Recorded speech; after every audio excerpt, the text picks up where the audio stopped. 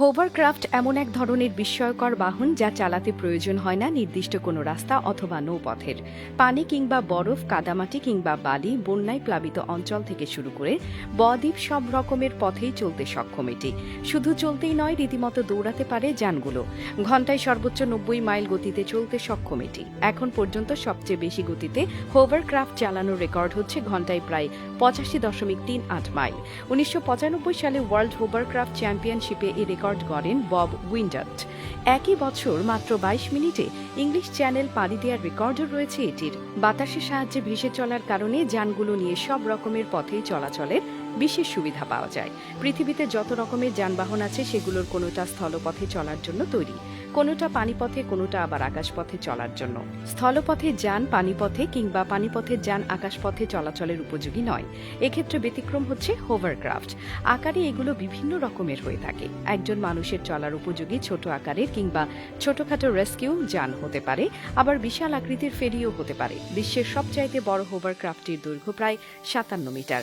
ফেরি হিসেবে ব্যবহার করা যানটি সহজে ৫০০ মেট্রিক টন ওজন বহন করে চলতে পারত।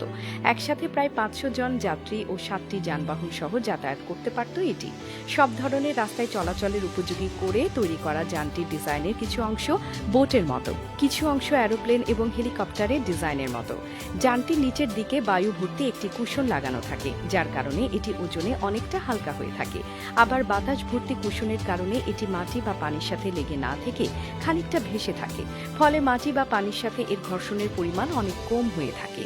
পেছনের দিকে বিশেষ ধরনের এক বা একাধিক পাখা থাকে, যেগুলো বাতাস প্রবাহিত করে বাহনটিকে সামনের দিকে ঠেলে দেয়, ফলে অনেক বেশি গতিতে ছুটতে পারে। আবার যানটি পরিচালনা করতে জ্বালানির পরিমাণও কম লাগে।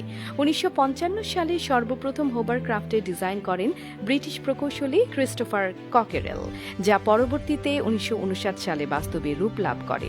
যখন যানটিকে ইংলিশ চ্যানেলে চালানো হয় তখন মানুষরা অবাক হয়ে যায় এই ভেবে যে তারা আসলে কি দেখছে। বোটের মতো দেখতে একটি যান প্লেনের মতো পানির উপর দিয়ে ভেসে চলে যাচ্ছে পাখার সাহায্যে বাতাস ব্যবহার করে। প্রথমে ছোট আকৃতির হোভারক্রাফট তৈরি করা হলেও পরবর্তীতে দেখা যায় বড় আকৃতির হোভারক্রাফটগুলো আরও বেশি ওজন বহন করে আরও বেশি গতিতে চলতে সক্ষম।